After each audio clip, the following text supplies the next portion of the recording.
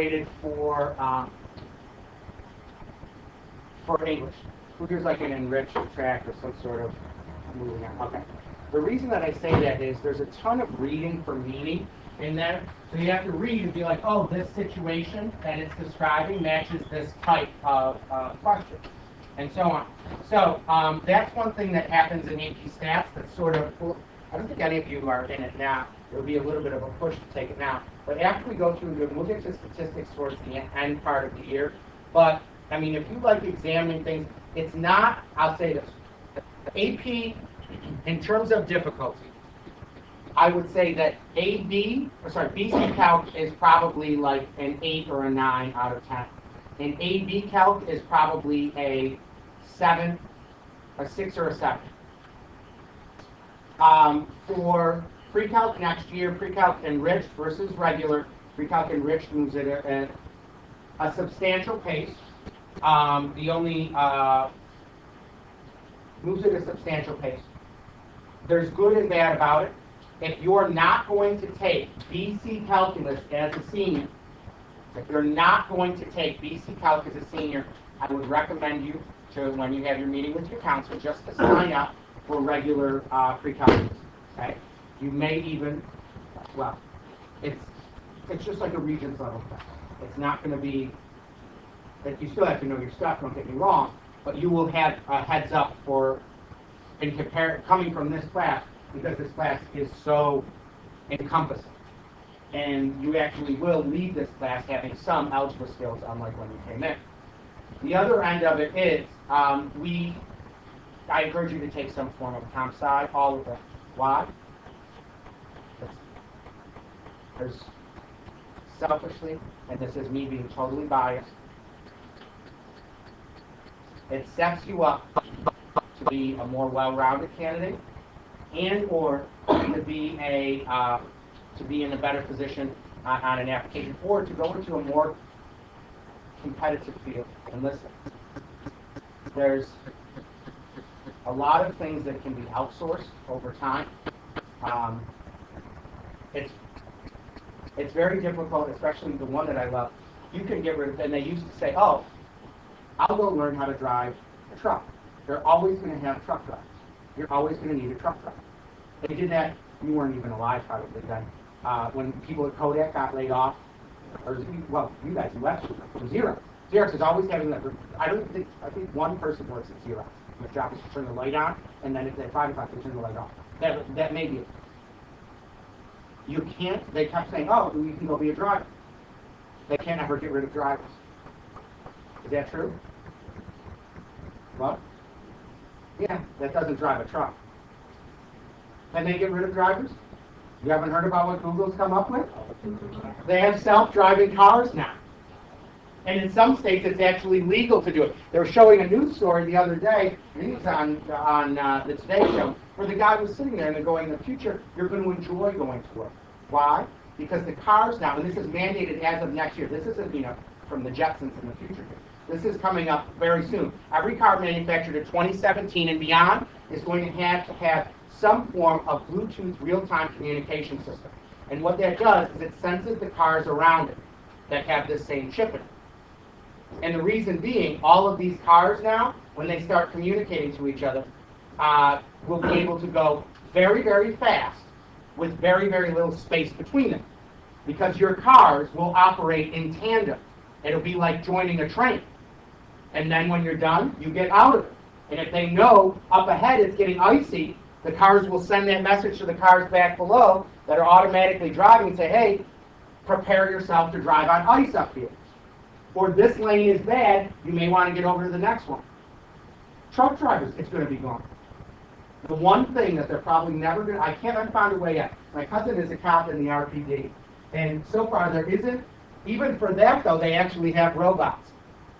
For some of it. Like there was a thing where there was a suspicious package, and I love it because they dress the robot up. I think there's a little robot like with an arm that like goes in if there's a suspicious package, because you don't want to send a police officer for that. But you always need, maybe police, you'll always need, firefighters you'll always need, and the medical profession you'll always need. And those are all very, very complicated technical careers. And if you do math or science, it keeps those doors open, especially if you're going into medicine. because I don't know if you realize it. People are getting older, and they're not always in the best shape. The one thing that's nice is that a lot of people have stopped smoking, but I don't know, just because you stop doesn't mean you're never going to get sick. People live longer with more health complications than ever before, and they need nurses and so on to take care of them. There's a fabulous program, too. This one I love, because I've had former students that do this. Medical school is like 8 to 10 years, and you probably want to put your hair up. You can be, let's say this, when you go to your regular doctor, do you always see your regular doctor? No. Do you know what the name of the person, the fill-in that you get to see is? What? What's it? You could see a nurse practitioner, or, there's another one, physician's assistant. RIT's got a program, I think 4 or 5 years you leave with a job where you're everything like a doctor. You write prescriptions, the whole deal, but for some reason you're not a doctor or whatever. You're like a JD doctor. And so I guess, I don't know if your parents would brag. You're like, well, he's kind of a doctor. Not really. So there's sorts. But what you've got to understand is they make $80,000 to $90,000 a year. That's a lot of money. And most importantly, who do you not have to live with if you're making $80,000 to $90,000 a year? Your mom and dad. And you know what they can do? They can sleep. And not worry about the laundry. And not worrying about having to pay your cable bill, and your cell phone bill, and your health insurance. And every time you want to go out to dinner, and every time you need new shoes, you take it in tuba practice. All of that stuff you can handle on your own if you make enough money. Otherwise, that's who you have to live with. Mom and dad. They think, listen, I got out of my parents' house so fast, I think that there was a trail of smoke. Right? When I was leaving. She kept asking me, even when I got a job, she said, oh, why don't you move back in? Who would like to move away from their parents? Get out of the house. Yeah, see, you'd enjoy it. You'll love it. You know what you can do? You know how sometimes they yell at me and say, don't eat that, we're having dinner soon. Guess what? You can eat whatever you want. And guess what? Sometimes when you feel like having cereal for breakfast or cereal for dinner, you know what you have? Cereal for dinner. And if you don't eat dinner until 8 o'clock, you can drink as much chocolate milk as you want. You can snort pixie sticks. You can do whatever you want because you're on your own. You leave your parents alone. Now, what we're going to do today, hopefully, is going to go very quickly.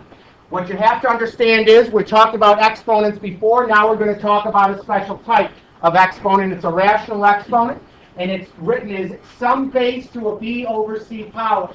Now, this right here represents the power. This right here represents the root that you're taking. It's a twofold operation. Now, the other thing is, you all haven't been, by and large, subjected to this previously. This is writing it in radical notation. I'm actually going to shrink this out. It goes P over R. We'll do this. So if you're writing it out in radical notation, it would look something like this. Your base is A. You're raising it to the B power. The index or root that you're taking is C. Remember, it goes power over root. You could also list it out as, this is called an index, the C root of A being raised to the B power. Those are equivalent operations, and you need to be able to go in and out of both notations. The work we're doing should not involve a calculator in most cases. Take a look, please, at the very first question. Number 1, I need to convert from radical notation into exponent notation. Who can tell me what that will convert into? What is the n value if I take the 5th root of 3 squared and I instead just say, well, that's 3 raised to the n power? What would that fractional exponent be? We've got 1, 2. You've already listed it out on your paper. This isn't a Rubik's Cube here. Take a look at the formula and plug them in. We got 2 people, seriously? 3?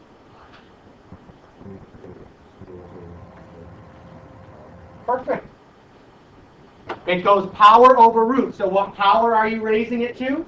The 2nd. What root are you taking? The 5th. Power over root. That's what those exponents mean. Power over root. Take a look at the next one. Now this comes up, and for some reason, this is a little bit diabolical for you. If you have this, the square root of x, there's an index value that's hidden and a power that's hidden. What's the power that's hidden on this x? Hands up, please, if you can tell me. We got 1, 2, 3 of you. 1. Who can tell me, please, what the index value is going to be? What number is on that perch if we don't fill it in? Sure. 2. So what is this the same as? Well, this is the same as x to the 1/2 power. With that in mind, I'm going to go through and rewrite this. Instead of being the square root of x, I'm going to write it as x to the 1/2 power being raised to the 7th power. So now let's handle that from before. If I've got a power to a power, Nathan, what would you go through and do between the exponents?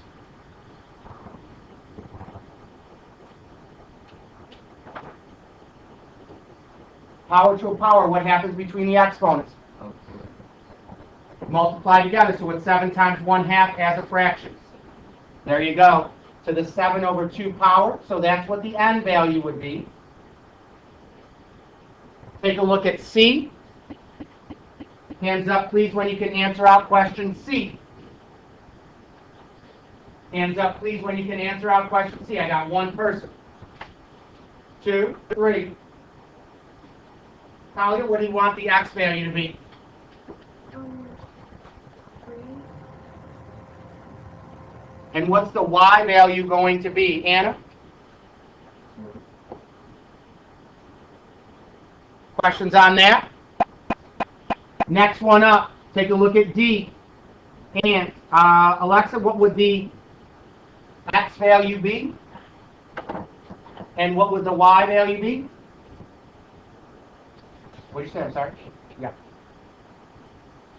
Now, we're going to get into a whole bunch of really, really interesting math that goes back to your number facts. First off, I see decimals and I hate them. We can't work with decimals if we're going to be using this. Everything we've done is predicated on a fractional exponent. Looking at what I have, this is 32 to the 0.6 power. I'm going to rewrite this out as 32 to what fractional exponent would 0.6 convert into? I've got 1, 2, 3 of us. Oh, get rid of. What is 0.6 as a fraction? Eli, what do you say? 6/10, which is what? Reduce it. What's that? Nope. 3/5. Now, that gives you a power and a root. You have to ask yourself, which one is this easier for me to take? Look at the base. And I'll tell you, in almost every case, it's going to be the root. Is it easier right now, without a calculator, to take the 5th root of 32 or to cube 32? Which one is it easier to do right now without the calculator? Is it easier to take the 5th root of 32 or cube 32? Or sorry, yeah, cube 32. Which one can I do easier? We got one person. Not cubit. I wouldn't say cubit. Take a look at 32. What times itself 5 times will give me 32? Hands up, please, when you can tell me. If you don't know this, you're going to go back and think of it. And if you need to, now, by the way, work your way up. What's 1 to the 5th power? 1. 2 to the 5th power gives us, so I'm going to take the 5th root of it. That leaves me with 2. Now I'm raising that to the positive 3 power. Because I handled the root, now I need to raise it to the power. So what would that go through and give me from there, Cassie? 8, not 6. 8. You're taking 2 times itself 3 times. Questions on that? Let's take a look at the next one. I've got 27 to the 4/3 power. So I've got 27, and I hate this formatting, 4/3. This is the power, and this is the root. This is done without a calculator. You can always use the calc to check. That shouldn't be your primary source of arriving at the answer. Looking at this, which part of this can I evaluate first? The 27, if my base is 27, do I want to multiply itself by 4 times or take the 3rd root of it? Nick, which one do you want to do? Take the 3rd root of it. What's the 3rd root of 27? Okay, so now I've got 3 raised to the 4th power. Hands up, please, when you can tell me what 3 to the 4th power is going to equal. Jared? Perfect.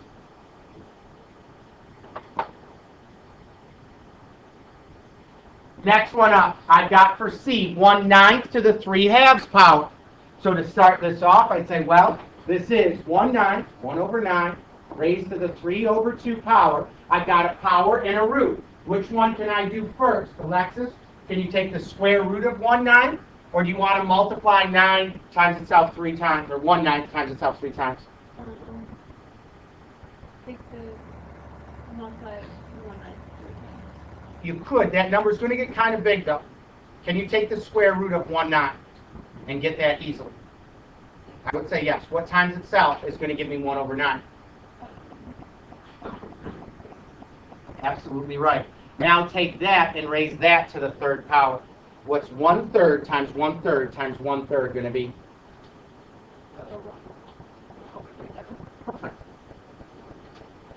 Is it awkward? Absolutely, especially in the beginning, because you're not used to working with powers.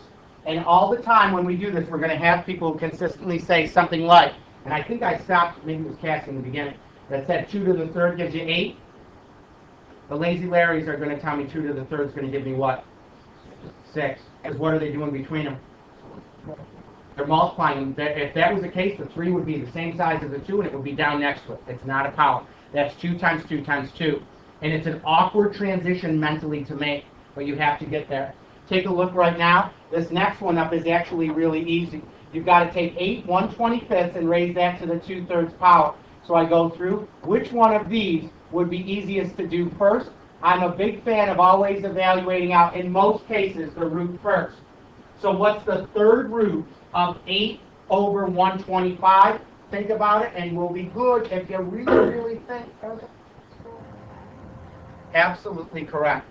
Take the third root of both of the numbers, so now I've got 2/5, and now I'm going to square that. What's 2/5 squared going to equal? Hands up, please, if you can tell me. Abby?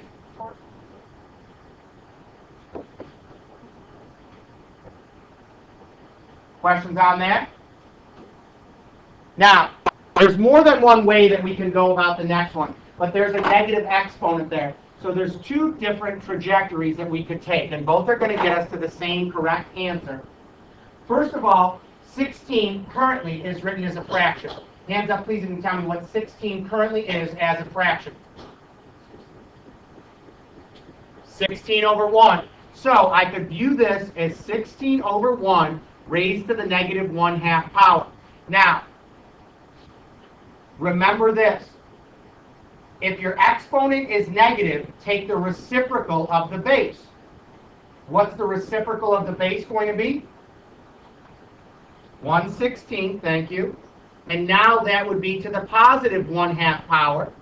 Who can tell me, please, what, and by the way, what's the positive? Let's answer this first. What's the 1/2 power? What operation is equivalent to the 1/2 power? Who can tell me? One person. Square root. So what's the square root of that going to equal to me? 1/4. Now, there's another way of doing this as well that's parallel and just as valid. Right now, this is written out as being over 1, right? Well, if the exponent's negative on the side of the fraction it currently is, where does it have to go to become positive? The other side. So in this case, I'd rewrite this as 1 over 16 now to the positive 1/2 power. And again, what is the 1/2 power equivalent to, Luke? Perfect. So what's the square root of 16? 4. So there's more than one trajectory to get the same answer. More than one way. Take a look right now. Do out question F, please. Go through do out question F right now.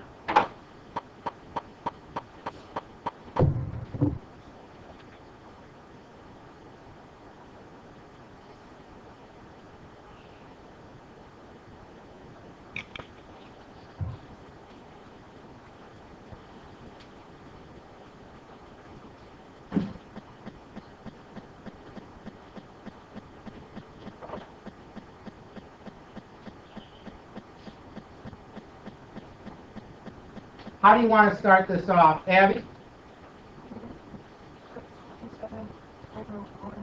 Okay. So that means what's your next step? Then you switch the reciprocal from 27 to So, which one do you want to do? Do you want to take the third root of 27, or do you want to square 127? The third root. What is the third root of 27, Robbie? Nope. 3. So now I've got 1/3 being squared. And Robbie, what's 1/3 squared going to give you? 1/9. There you go. Questions on that? Let's take a look, please, at question G. I can make G so much simpler right now, right from the beginning. Alex M., what can I do to make G simpler? You take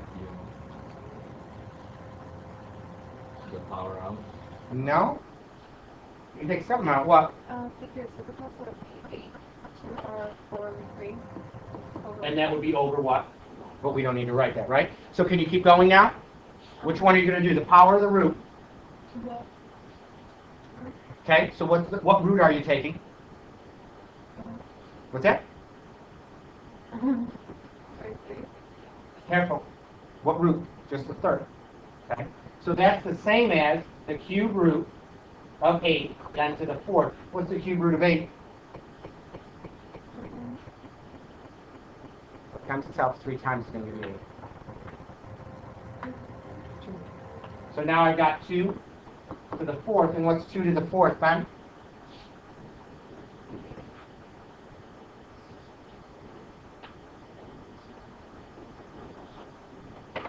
Take a look at the next one. I see this. How do you want to proceed? Amanda, what do you want to do for H?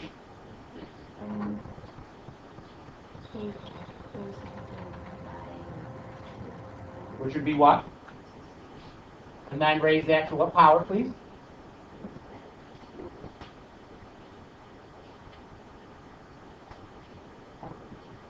Positive 1/2. What's the 1/2 power equivalent to? Who can tell me, please, what's the one? When you see this, there's linkages you've got to make right away. What's that 1/2 power the same as? Tell you? Square root. So what's the square root, or what's the second root of that fraction going to be? See? 4/3. It's awkward in the beginning, but you've got to start. I'm telling you now, you don't know what your powers of 2, 3, and 4 are. What's 3 to the 4th? Hands up, please, when you can tell me what 3 to the 4th is going to be. It should be seconds.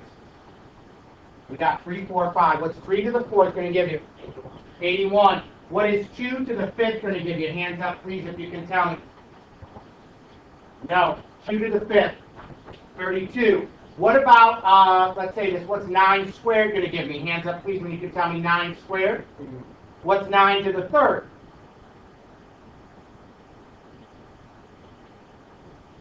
You'll start recognizing what's 9 to the 3rd. No? Not 162. 9 times 9 times 9. 729 is correct. Easy way to remember. All of the digits need to add up to something divisible by 9. So 7, 2, and 9, what do they all add up to? 18 divisible by 9. That's how you can check to see if a number is divisible by 9. Now, let's not beat a dead horse here. Go down to question 4. Let's look at what happens. If you've got a power raised to a power, what gets done between them? Leah, what do you say? We've got a power raised to a power. What gets done between those two powers to simplify it down? Multiply them. So take a look at A and number 4. I'm going to take 1/2 times 2. Who can tell me, please, what 1/2 times 2 is going to be? Seriously? Awesome.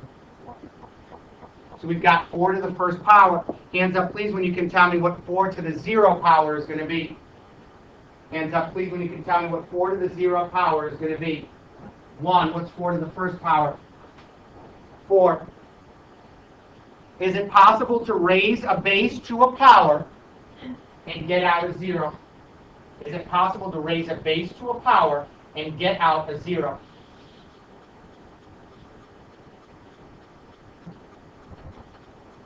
Because what is 5 to the 0 power? What's a billion to the 0 power? And a billion to the 1st would be a billion. And a billion to the negative 1st would be what? 1 over a billion. Now, take a look at the next one. What is this going to simplify down to in B? Alex V? 27. And what's 27 to the first? Taking a look at the next one, this would be the same as having 11 to the first, which is 11.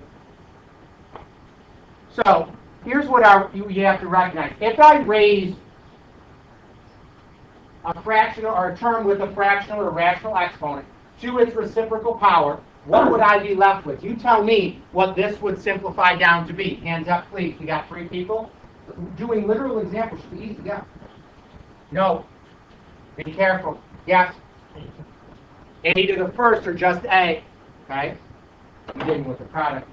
I needed what the whole expression goes to. And by the way, you should like working with literal examples. Those are ones without numbers. Because is there any computation involved? No. You don't have to think about what 7 to the third power is. Who knows what 7 to the third power is going to be?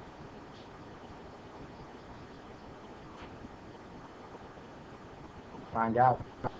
Let's take a look now. Our process for solving these equations out is very, very, I don't want to say easy, but it's very redundant. They're going to ask these. You can actually lean over and high-five the person near you if you see something like this. Your process is the same every time. You get what's raised to the fractional power alone. That's step 1.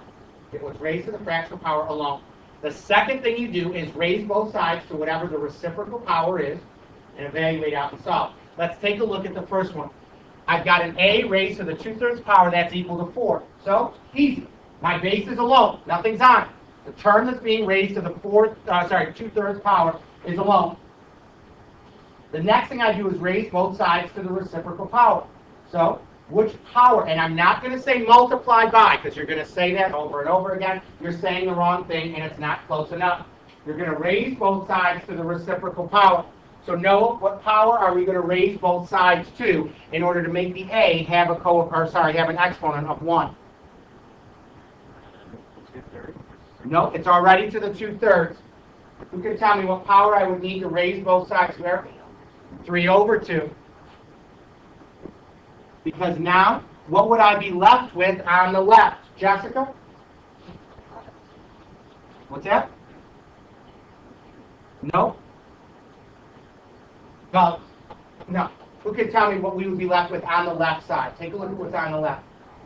Well, yeah, it's going to be an A. Now over here, I go through, oh, that's what you were answering, was the right? Sorry. So she went through and then took, perfect, she's right. You square root of 4, what'd you get? And then, now, are you tired? Somewhat. Are you capable of taking that 2 and raising it to the 3rd power? It's a lot. A lot of lifting. There you go. Now, why should no one ever get these questions wrong? What can you do to all of your answers? Go back right now and do it in your calculator. Don't sit there and wait. How many of us do we think haven't signed in yet? Wow. Thumbs up.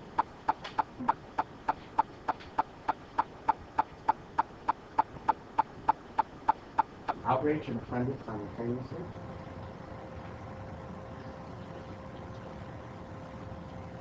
And then once it's there, don't stare at it. Go through, plug in the original, put the bar there, tell me whether it's true or false.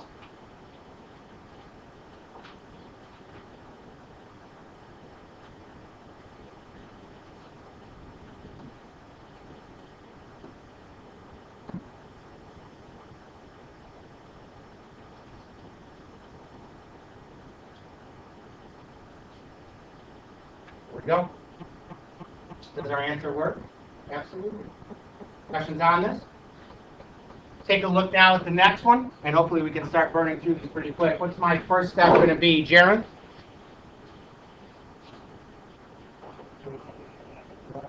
Perfect. Now, you don't need a calculator to do this. Hands up, please, if you can tell me this is, and I'll say this is the 4th root of A to the 3rd. Now, you're probably going, how? Maybe I'm some sort of dark wizard, because I can go through and do this division in my head. Let's try to build ourselves up to 135, counting by 5s. Well, 5 goes into a number that's really, really close to it. How many 5s do I need to go into 130? How many 5s do I need to go into 130? 26, and then I need one more, which would be? Now, I'm going to rewrite this out as a fractional exponent. What would this be, Erica, if I rewrote this as a to some fractional power?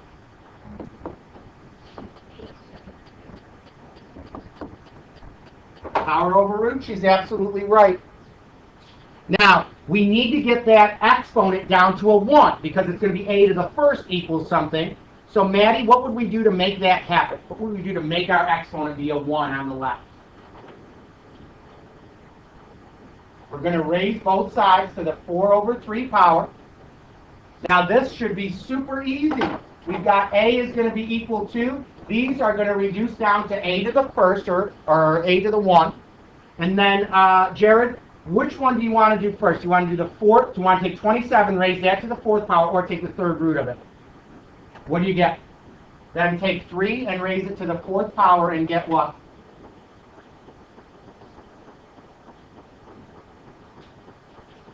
Now, this is where it gets interesting, because we're actually going to get out of radical notation. Start off question number 6. John Paul, what's your first step going to be in 6?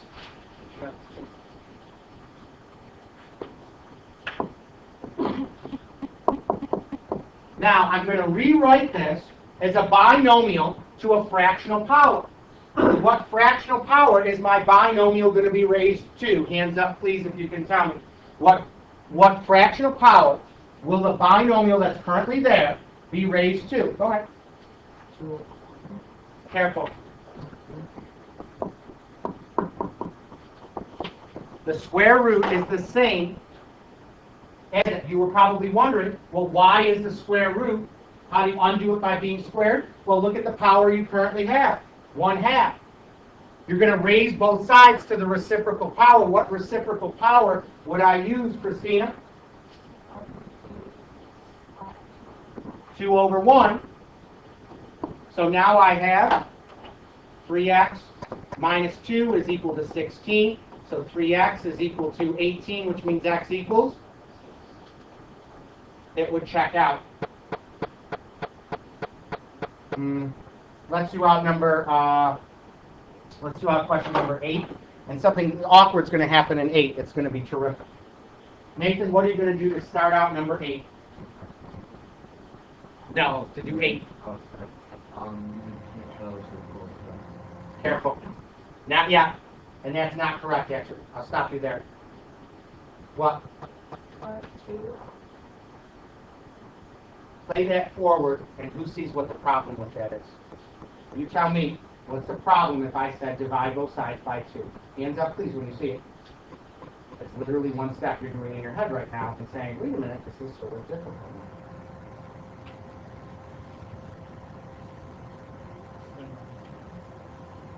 Who's got y? I might need to go to an alternate method instead of saying divided by 2, you know? Why?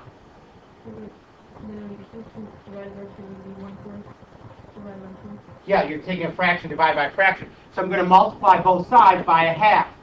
That's still going to go away, and now I've got x to the negative 3/4 is going to be equal to, what would I have on the right-hand side, Talia? What's that? Now from here, what would I do to both sides? Anna? We can deal with it as it is.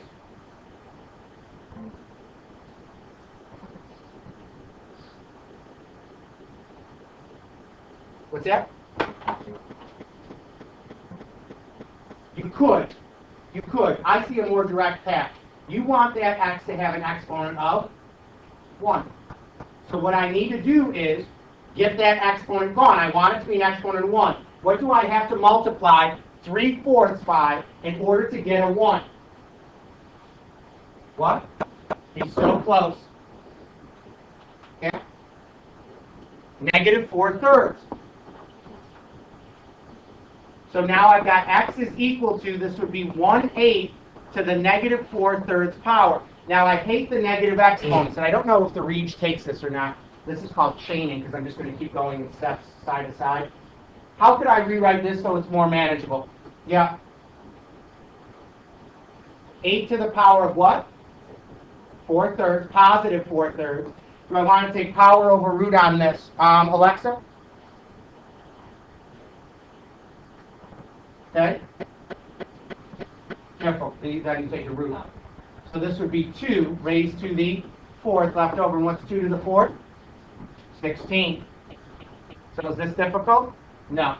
I mean, you can do, this shouldn't be that tough. Take a look at question 10. We'll do one more like 10. Take a look at 10. What's your first step, Eli, in 10? Divide both sides by 2.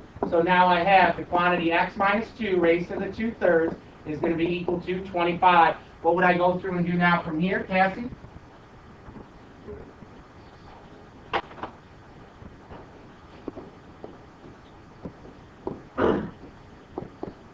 Now, looking at what's there, that means I'm left with x minus 2 is going to be equal to, what would I have on the right-hand side when I went through and did this out? Catherine, what do you say? What's that? Yep, and what's 5? You're right, 5 to the 3rd. And what's 5 to the 3rd going to give you? 5 times 5? Times another 5. How much? 125. Now, we've still got more solving to do. You had a binomial there, so you just unleashed the binomial, but that's it. So we're going to get x is equal to 127. Now, we're actually, and just so you're aware, there's going to be some days coming up, like you notice how you didn't have an assessment waiting for you when you came in today? I map out the whole year, and here's my problem, especially with all of this new material that they've dumped down into Algebra 2 and the amount of statistics that we have to go through and do. I'd like to finish the year. In past years, we actually finished the year at the end of March, which meant we had at least a month and a half or 6 weeks-ish to go through and review.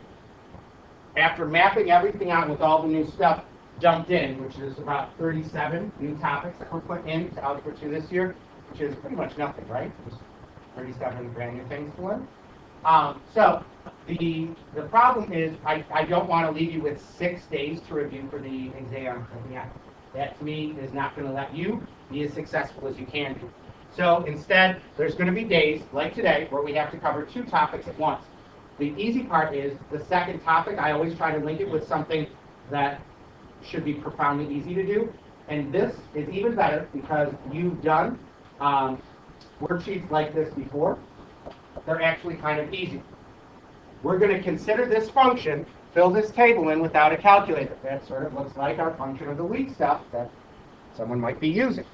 Now, when we do this out, first thing that I go through and do is fill out the table. You tell me what's one value without a calc, what's one value I can fill in on that table right now. Go ahead, go. Perfect. Who can give me another one?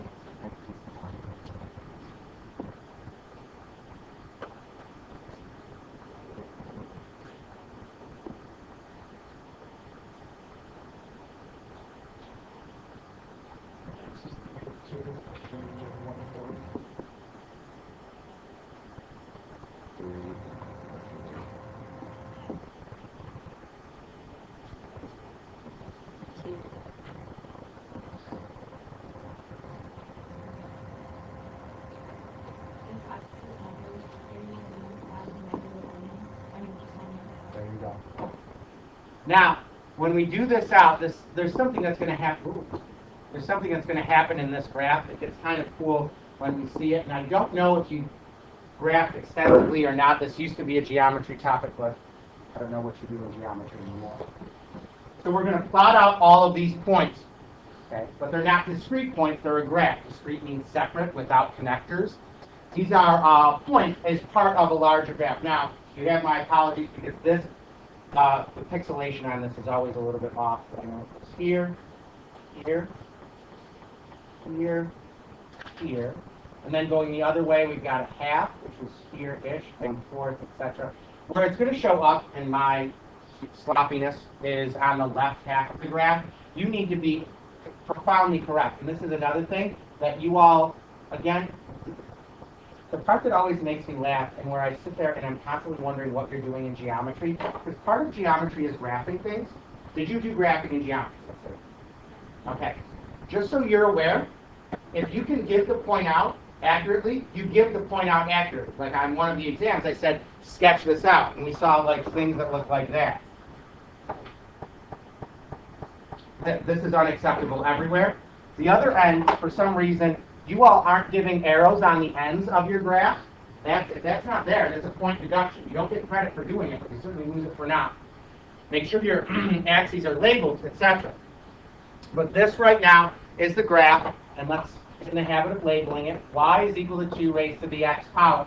What is the y-intercept of this graph going to be? Well, we state it out as an ordered pair. Nick, what's your y-intercept going to be?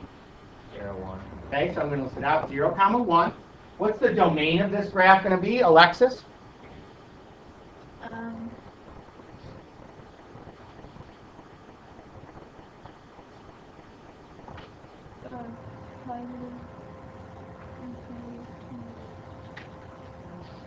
So this goes low to high. Who can help us out with the domain on this graph? We got 1, 2, 3 of you, 4. Well, every x value gives a y. So it's going to be negative infinity out to positive infinity. Determine the function values of this. The first one is probably the toughest. Who can tell me, please, what the function value is at 1/2? You don't need a calculator to do it. What's the function value at 1/2? Seriously? You did this out already. What's the function value at 1/2? Christina? What's that?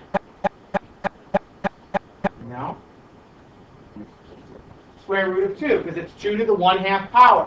So, by the way, that means you know another point on the graph would be 1/2 comma root 2.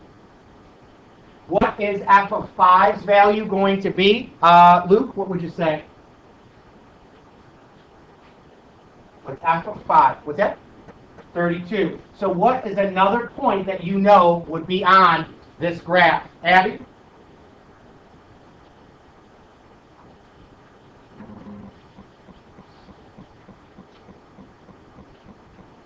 Who can tell me what's another ordered pair in x comma y that will be on here? Leah? You know that the graph is going to contain a point 5 comma 32. You're matching an input with an output. Now, let's ask this briefly. Hands up, please, if you have some form of sibling. Nice and high, don't be shy. All right. Now, we'll tell you this. Who here has been on a long car trip with one and or more siblings? Now, when you're in the car, was that car trip in the summer? Are you older brother or younger brother? Okay. How young is your younger brother or sister? Okay. Does he bother you ever? All the time? When you're driving, does he ever do this to you? Who's got a younger brother or sister that does this to you? And what do you say to them? Stop. And what do they say? No. I'm not touching you. Anybody? I know if you're asking me to stop. Stop hitting me. I'm going to tell Mom.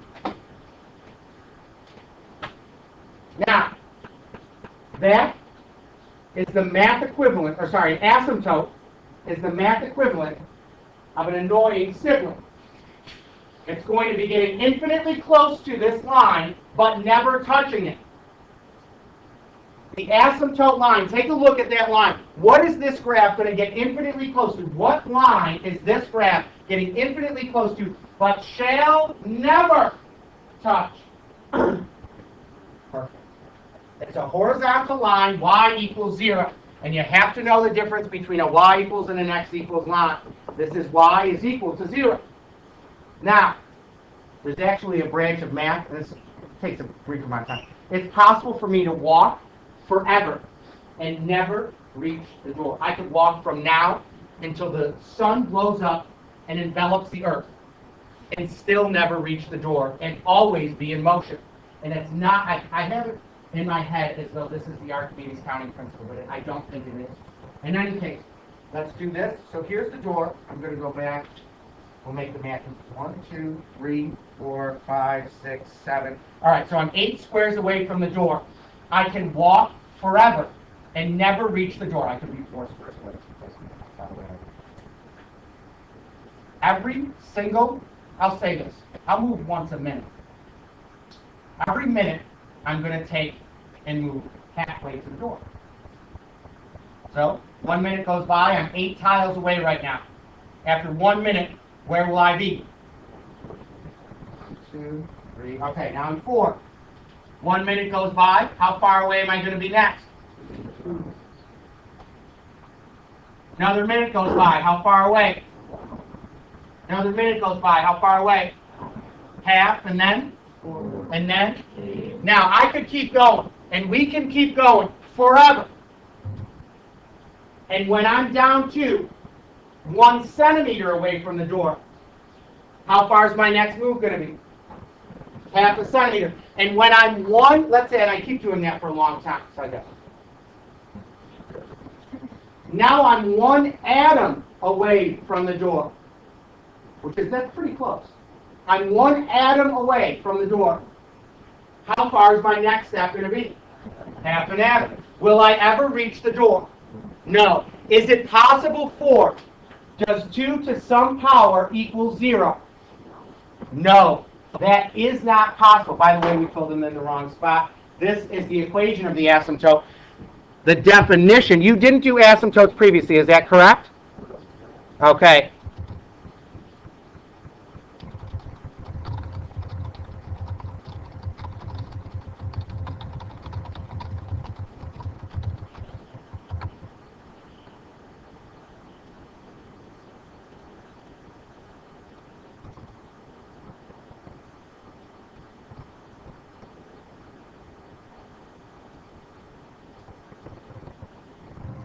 Take a look at that graph.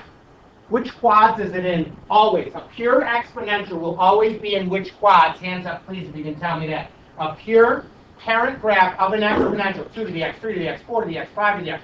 Which quads? 1 and 2. 1 and 2. Who can tell me what the range of this f of x will be? Go ahead.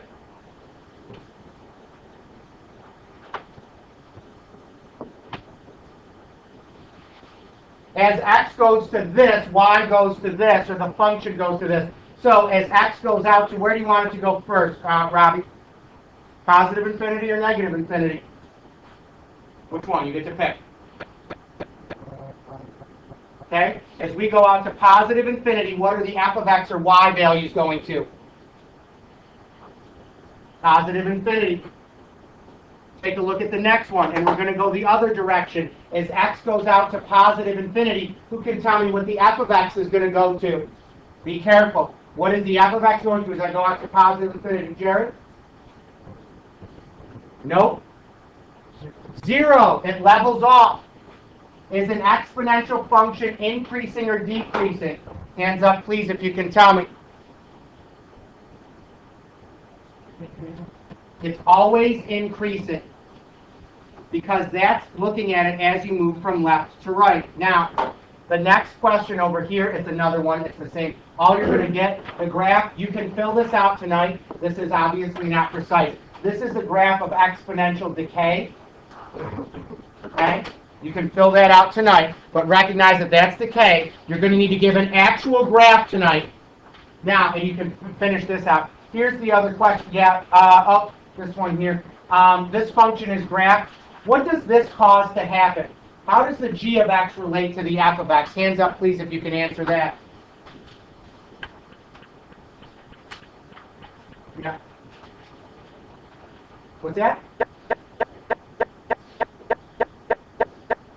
Now, what we'll do is this. We didn't get as far in here as we needed to, and I think it's a stupid video. So what we're going to do is this. You need to get this last page of notes copied down. So what I'm going to do is I'm going to take the notes from the first section. Do you want me to post it on Remind, or do you want it through Google Classroom? Classroom? All right. I'll put it up there. Just copy them down. Make sure you make sense. But the other thing is, you came in and you picked up a packet before the bell goes. You have the homework packet that you picked up when you walked in. If you didn't, it's over here. Here's my advice for you. Wait, please. If you didn't, you can get it on your way out. Wait, you can get it on your way out. Here's my advice. You need to know how to do these, and you need to know how to do them quickly. What I'd advise you to do is this. I'd say 1 through 60, I go through and do maybe every fourth. And I'd also have you, wait please, I'd also have you take a look, and there's another grouping in the back, 87 through, what's it, the 112. I do the same thing, every fourth question. It's a sampling of what's there. You pick which ones you want to do. You need to know how to answer them for when we have class next time. And by the way, do we miss because of Model UN? Okay, fabulous. Thank you. What? We have 150. What's that? We have 150. So, they're going to have to watch the video. Wait, in this class? Yeah. Are you going to watch video with us Wait. now? Yeah, you guys will all be doing. We don't have class tomorrow. You guys don't. See, you're lucky. The other guys are going to just watch the video. Yeah, they have to watch the video for the day because we can't fall behind. Okay.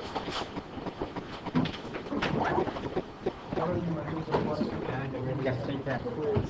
All right. You have free now? Yeah.